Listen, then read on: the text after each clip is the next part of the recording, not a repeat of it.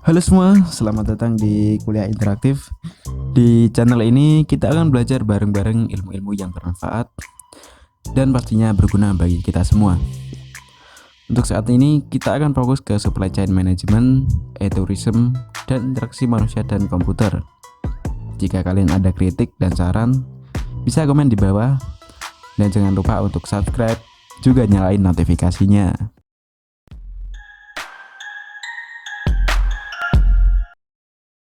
Kali ini kita akan melanjutkan video sebelumnya, yaitu pengenalan interaksi manusia dan komputer bagian 1. Untuk video kali ini, kita akan belajar tentang usability atau kebergunaan dan user experience atau pengalaman pengguna. Materi ini dibuat oleh Ibu Indriani Skom Mkom.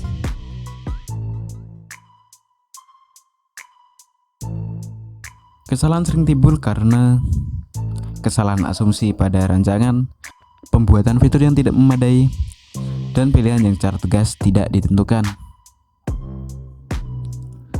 Beberapa kesalahan umum yang sering dilakukan oleh perancang sistem,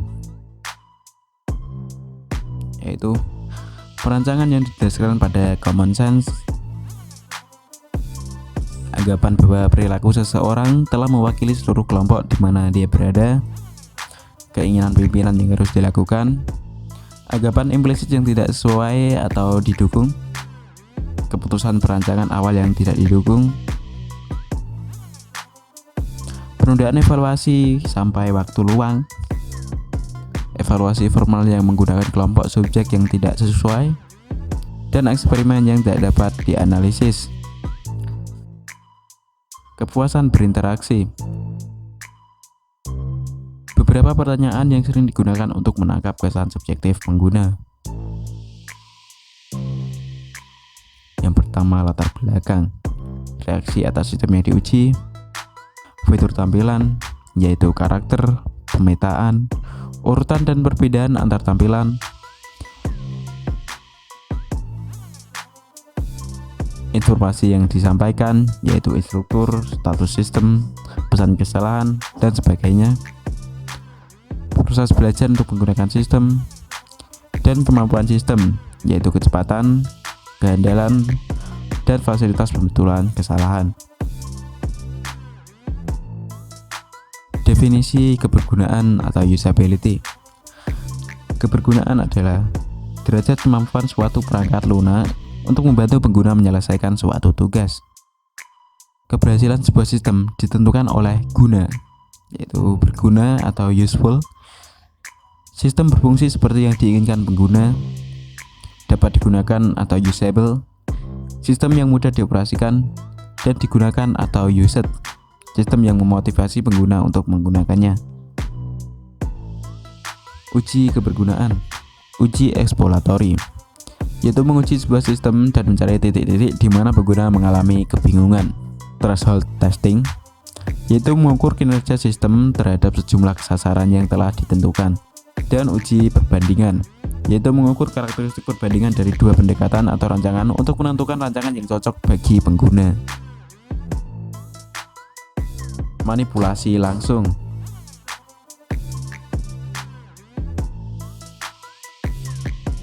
Manipulasi langsung adalah mengklik dan menggeser objek pada layar tampilan. Manipulasi visual karena pentingnya sesuatu yang kita lihat selama proses berlangsung. Cooper dan Rayman 2003. Contohnya game mobil, menggeser sebuah berkas, dan menjatuhkannya dalam kotak sampah. Sifatnya sederhana, langsung, mudah digunakan, dan mudah diingat. Ide utama dari manipulasi langsung menurut Brise 1994 adalah kenampakan objek dan tindakan yang dilakukan pengguna cepat, dapat dibalik atau dibatalkan, tindakan meningkat, dan penggantian perintah yang diketik dengan tindakan menuju ke objek yang diinginkan. Aspek kognitif pada manipulasi langsung. Hutton 1985 menyebutkan bahwa dalam antarmuka manipulasi langsung, ide tentang directness sangat penting untuk dipahami, merupakan gagasan tentang arah. Manipulasi langsung adalah kesan atau perasaan tentang antarmuka yang terbagi menjadi dua aspek. Yang pertama, aspek jarak. Directness menunjukkan jarak antara yang dipikirkan oleh pengguna dengan kebutuhan fisik sistem yang digunakan. Keterlibatan berurusan dengan perasaan, keterlibatan secara kualitatif. Manipulasi program versus manipulasi isi. Manipulasi program adalah cara pengguna menggunakan program aplikasi untuk menyelesaikan suatu tugas. Terdiri dari tindakan seperti menekan tombol, menggulung, dan dapat diakses secara seragam oleh semua pengguna. Fokus pada pengelolaan program itu sendiri dengan antarmukanya. Sementara manipulasi isi lebih menunjukkan ke data yang diolah oleh program aplikasi tersebut.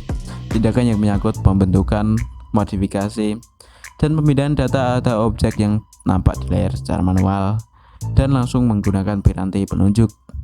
Fase proses manipulasi langsung. Antarmuka manipulasi langsung menjadikan sejumlah fitur sebagai berikut, yaitu penampakan objek yang menjadi perhatian, penggantian bahasa yang rumit dengan tindakan yang memanipulasi objek yang nampak secara langsung, tindakan bertahap pada antarmuka dengan umpan balik segera untuk semua tindakan yang diambil, kebenaran sintaksis untuk semua tindakan, sehingga semua tindakan pengguna merupakan langkah yang sah, dan tindakan yang dapat dibatalkan, sehingga pengguna dapat menjelajah suatu produk tanpa takut konsekuensi karena berbuat kesalahan.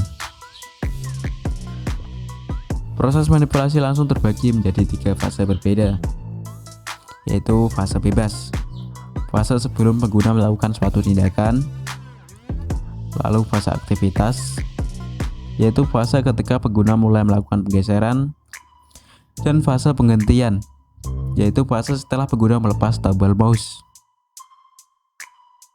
Umpan balik visual. Kunci keberhasilan manipulasi langsung adalah adanya umpan balik visual yang lengkap, tergantung pada fase mana Anda berada. Contohnya penggunaan bentuk kursor aktivitas, misalnya tombol kontrol atau kontrol shift. Piranti penunjuk. Mouse sebagai salah satu piranti interaktif yang paling banyak digunakan sebagai piranti penunjuk atau pointing device. Contohnya mouse mekanis dan mouse optis. Pengoperasian mouse. Macintosh mouse-nya mempunyai sebuah tombol. Microsoft menggunakan 2 buah tombol. Unix menggunakan 3 buah tombol. Tombol kiri atau left digunakan untuk melakukan fungsi manipulasi seperti memilih, menggambar, dan lain-lain. Tombol kanan atau right digunakan untuk akses langsung ke properti dan tindakan berdasarkan konteks pada objek dan fungsi. Tombol tengah dimanfaatkan untuk tombol singkat, misal mengatur drivernya, mewakili klik ganda pada tombol kiri. Keuntungan dan kerugian penggunaan manipulasi langsung. Pengguna yang antusias melaporkan perasaan positif sebagai berikut: mengenal secara mendalam antarmuka yang digunakan, mampu menyelesaikan tugas yang diberikan, mudah dalam hal mempelajari dan mengasimilasi fitur-fitur yang lain, lebih percaya diri, merasa gembira ketika menggunakan antarmuka, keinginan yang sangat besar untuk pamer kepada pengguna lain, terutama pengguna baru, dan keinginan untuk menggali aspek yang lebih canggih. Antarmuka berbasis menu. Pengertian dan tujuan menu. Menu adalah sekumpulan pilihan yang ditampilkan pada layar. Setiap menu mewakili sebuah perintah. Tujuan menu adalah untuk menciptakan organisasi menu yang pantas, mudah dipahami, mudah diingat, dan tepat sesuai dengan tugas pengguna. Organisasi menu berbasis tugas. Norman dan Chain 1989 menyebutkan bahwa jumlah pilihan pada program aplikasi terkadang cukup banyak. Semakin banyak jumlah menu yang ada, maka tingkat kompleksitasnya pun semakin tinggi.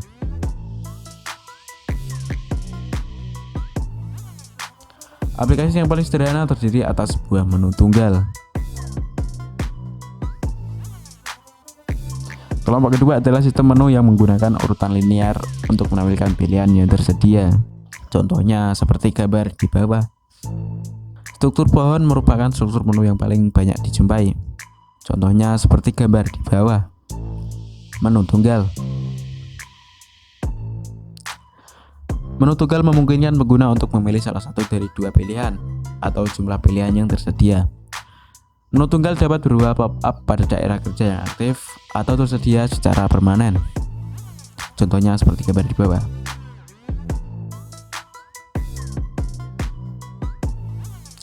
Variasi lain dari menu tunggal adalah menu banyak pilihan yang memungkinkan pengguna untuk memilih lebih dari satu pilihan. Menu jenis ini diimplementasikan menggunakan komponen interaksi yang berupa kotak cek, seperti gambar di samping. Menu datar. Pada tahun 1995, kebanyakan sistem menu masih meneruskan pilihan-pilihan yang tersedia dengan menggunakan keseluruhan layar. Daftar menu yang ada biasanya ditulis dengan kalimat-kalimat yang cukup panjang. Ragam menu seperti ini disebut menu daftar, seperti gambar di bawah. Menu tarik atau pull down menu adalah menu yang mempunyai banyak pilihan, tetapi karena keterbatasan ruang pilihan yang ada, maka hanya terlihat pada saat menu utamanya diklik. Biasanya diletakkan di bagian atas jendela. Jenis menu ini pertama kali dikenalkan oleh Xerox Star, Apple Lisa, dan Apple Macintosh. Contohnya seperti gambar di samping. Menu berbasis ikon dan toolbar. Jika semua menu ditampilkan, selain membingungkan pengguna, hal itu juga mengurangi ruang kerja pengguna. Dengan demikian, pada kedua jenis menu di atas, perancang harus menyediakan fasilitas untuk hilangkan pilihan-pilihan tertentu sesuai keinginan pengguna. Contohnya seperti gambar di bawah. Menu dengan pilihan panjang. Ada beberapa cara untuk menampilkan menu panjang, yaitu menu gulung atau scroll menu. Contohnya saat memilih font dan ukuran font. Kotak combo atau combo box. Contohnya seperti gambar di bawah.